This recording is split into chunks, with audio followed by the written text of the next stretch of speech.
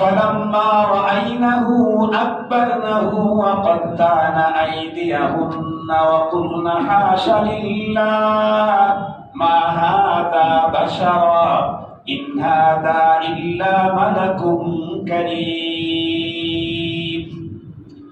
ইউসুফ আলাইহিস সালামকে যখন দেখছেন সব ভুলে গেছেন, আকবারনাহু, সব ভুলে গিয়ে ওই যে ছুরি চালাইতেছে আর ওদিকে তাকায় আছে, তাকাইতে তাকাইতে যে আঙ্গুল সবার কেটে গেছে এটা খোঁজই নাই, খবরই নাই, অনুভূতিহীন হয়ে গেছে, হাতের আঙ্গুল কেটে ফেলছে এবং বলল, তারা সবাই বলছে আল্লাহর কসম এটা মানুষ না, এটা ফেরেশতার বাচ্চা হবে, ফেরেশতার বাচ্চা। পরবর্তীতে সুলাইখা বললেন দালিকুল্লাযী লুমতুন্নানি ফাযালিকাল্লাযী লুমতুন্নানি ফীহি। এই এখন কি অবস্থা? আমার ব্যাপারে না বলছো যে গোলামের পিছনে পাগল হয়েছে, এখন কি অবস্থা? এটাই সেই মানুষ যার অবস্থা, যার ব্যাপারে তোমরা আমাকে বকা দিচ্ছিলে। তবে তোমাদের সামনে আমি আজকে এখন সত্য প্রকাশ করে দিই, কি তোমাদেরকে সাক্ষী রেখেই বলছি যে আমি যা বলতেছি সেই কাজ যদি ইউসুফ না করে তাহলে তাকে অবশ্যই জেলখানা যেতে হবে এবং তাকে অনেক বেইজ্জতি হতে হবে। সবার নারীদের সামনে যখন সাক্ষী রেখে জুলাইখা কথা বলে দিছে, এদিকে হয়েছে কি ঘটনা আরেকটা ঘটে গেছে। এতদিন পর্যন্ত তো এক জুলাইখার ঝামেলা ছিল, এখন যতগুলা দেখছে সবগুলার ঝামেলায় আক্রমণ হযরত ইউসুফ আলাইহিস সালাম। এখন কেউ কেউ ওখানে গিয়া জুলাইখার পক্ষে বলতেছে, আবার সাথে সাথে নিজের পক্ষেও তশরিহ করতেছে। একটা পর্যায়ে সমস্ত মহিলারা বলে দিল যে তোমার জন্য ভালো হবে যে তুমি তার কথাটাকে মেনে নাও, নাইলে তোমাকে কিন্তু জেলখানায় যেতে হবে। সবাই যখন হযরত ইউসুফ আলাইহিস সালামের ব্যাপারে অপরাধ আর গুনাহ করার জন্য চতুর্মুখী ভয়ঙ্কর ষড়যন্ত্রের কবলে যখন পড়লেন, হযরত ইউসুফ আলাইহিস সালাম তখন দেখলেন এই ভয়ঙ্কর অবস্থাতে আমি আমাকে বাঁচাইতে পারবো না, আল্লাহ দয়া ছাড়া। এতদিন পর্যন্ত তো একজন ছিল, এখন তো অনেকজন। আমি আল্লাহর দয়া ছাড়া আমি আমার ইসমত, আমি আমার ইফফত, এটাকে আমি রক্ষা করতে পারবো না। এই জন্য আল্লাহ পাকের কাছে চাইতেছেন। قال رب السجن أحب إلي مما يدعونني إليه। হযরত ইউসুফ আলাইহিস সালাম দোয়া করলেন, যে আমি তেলাওয়াত করেছিলাম, আয় আল্লাহ আমার কাছে ওই নারীরা যেটা বলতেছে, শুধু জুলাইখার কথা বলে নাই, নারী কোন বলেছেন কেন? এতদিন পর্যন্ত জুলাইখা একা ছিলেন, এখন তো অনেকেই এই কথা বলতেছে। আল্লাহ পাকের কাছে বলতেছেন, ইয়া আল্লাহ তুমি যদি আমাকে আমার কাছে তাদের ওই প্রস্তাবের চাইতে দুনিয়ার জেলখানাই উত্তম আমার কাছে, এটা আমার কাছে প্রিয়। তবে তুমি যদি আমাকে দয়া না করো, তুমি যদি আমাকে এই মুহূর্তে হেফাজত না করো, আসবো ইলাইহিন্না, আমি তাদের ফাঁদে গ্রেফতার হয়ে যাব। ওয়া আকুম মিনাল জাহিলিন, তখন আমি জাহেলদের অন্তর্ভুক্ত হয়ে যাব। কোরআনের এই শব্দগুলির দ্বারা বোঝায় আলেম যদি আসমান ছোঁয়াও হয় কিন্তু ইলম অনুযায়ী যদি আমল করতে না পারে তাকে আলেম বলার সুযোগ নাই, সে জাহেল। কি বললেন? যে তুমি যদি আমাকে দয়া না করো তাহলে আমি ওই মেয়েদের এই ষড়যন্ত্রের শিকার হয়ে যাব, তখন আমি জাহেল হয়ে যাব। তার মানে আমার ইলমের উপরে আমি তখন চলতে পারবো না। ইলমের উপরে চলতে না পারাটাও জাহালত।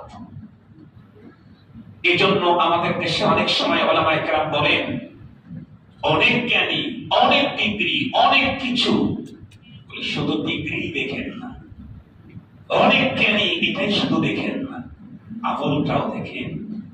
তার জ্ঞান অনুযায়ী, ইলম অনুযায়ী আমল ঠিক আছে কিনা। যদি ইলম অনুযায়ী আমল ঠিক থাকে তাহলে সে আমার মুক্তাদা, সে আমার ইমাম, সে আমার পেশর, সে আমার অবশ্যই অনুকরণীয়।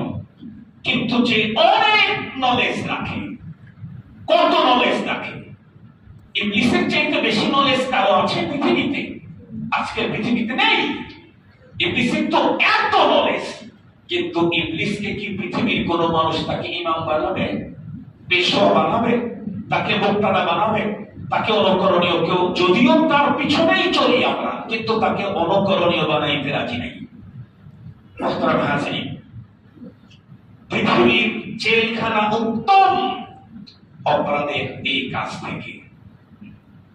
একজন পয়গম্বরের কথা, একজন পয়গম্বর। তবে এখানে কয়েকটা কথা আপনাদের মধ্যে পেশ করতে চাই। আমরা অনেক সময় ছোটখাটো মুসিবতের ভিতরে পড়ে গেলে এতটাই দিশেহারা হয়ে যাই, আল্লাহ পাকের কাছে তখন কোন মুসিবতের ভিতরে পড়লে বলি, আল্লাহ তুমি আমার কাছ থেকে এই মুসিবতটা সরায় নাও, প্রয়োজনে ওই মুসিবতটা দেও। এই কথাটা ইসলাম, আমাদের শরীয়ত সমর্থন করে। এই আয়াতের তাফসীরের ভিতরেও এই কথার বর্ণনা আছে।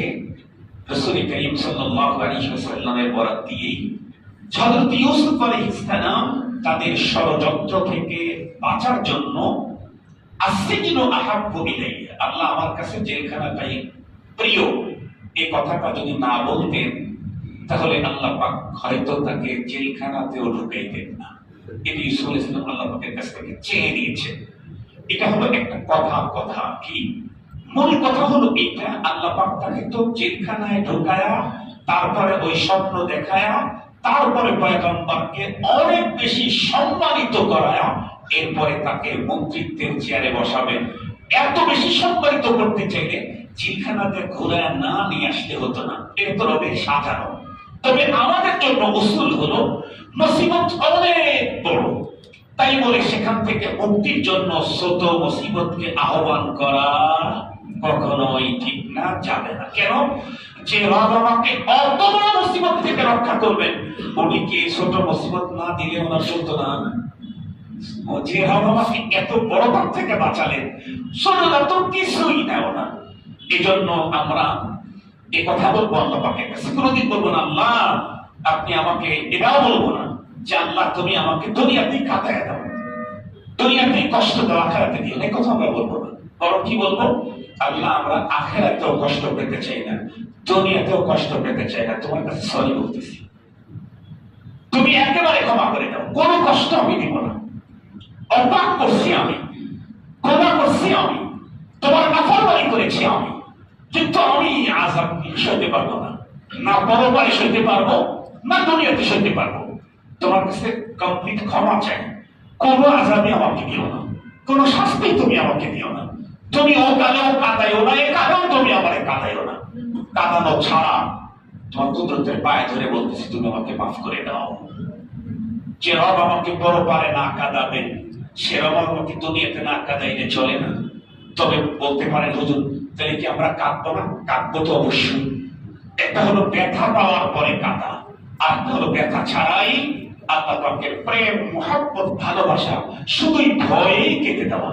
একটা হলো বেতন দেওয়ার পরে কাঁদা, আর একটা না লাঠি ঝাঁকানের পরে কেটে দেওয়া। বলেন তো দেখি দুই কাঁদার মধ্যে পার্থক্য আছে না নাই? কোন কোন বাচ্চা আছে লাঠি ঝাঁকাইলে কাঁদে না, দুইটা দিলে সিলগানি শুরু করে দেয়।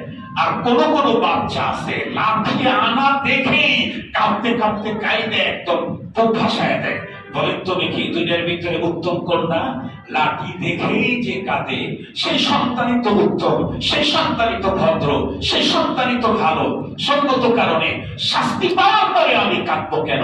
শাস্তি পাওয়ার আগেই রবের শাস্তির কথা ভেবেই কেঁদে দেব। সর্বশেষ কথা হলো আল্লাহর পয়গম্বর বলতেছেন রব্বিস সিজনু আহাব্বু ইলাইয়া মিম্মা ইয়াদউনানি ইলাইহি। আল্লাহ দুনিয়ার জেলখানা আমার জন্য পছন্দনীয়, তবু গুনাহ করতে চাই না, জেলখানায় থাকতে চাই, গুনাহ করতে চাই না। এটা যদি পয়গম্বরের চরিত্র হয়, পয়গম্বরের কামনা হয়, আমাদের কি গুনাহ থেকে বেঁচে থাকা কত বেশি দরকার। আল্লাহ পাক আমাদের সকলকে, কেন? কারণ যে কোনো মুহূর্তেই ডাক আসবে। আর যদি গুনাহ মুক্ত থেকে লাব্বাইক বলে চলে যেতে পারি, তাহলে আর কোনো পেরেশানি নাই। আমার জানাজা বাংলাদেশে হলেও ঝামেলা নাই, মক্কাতে হলেও ঝামেলা নাই। আর যদি আমার কোনার বস্তা নিয়ে যদি দুনিয়া থেকে চলে যায়, তাহলে মক্কায় জানাজা হলে কতটুকু ফায়দাই বা হবে? এই জন্য গুণামুক্ত জীবন গড়ার ফিকির বেশি করা দরকার, গুণামুক্ত জীবন গড়ার ফিকির বেশি করা দরকার। আল্লাহ পাক আমাদের সকলকে নবীদের চরিত্রে চরিত্রবান হওয়ার তৌফিক দান করুন। নবীদের প্রিয় জিনিস আমাদের আল্লাহ তাআলা প্রিয় বানায় দিন। নবীদের জীবন অনুযায়ী আমাদের জীবন চলার তৌফিক দান করুন। আমরা সুন্নাত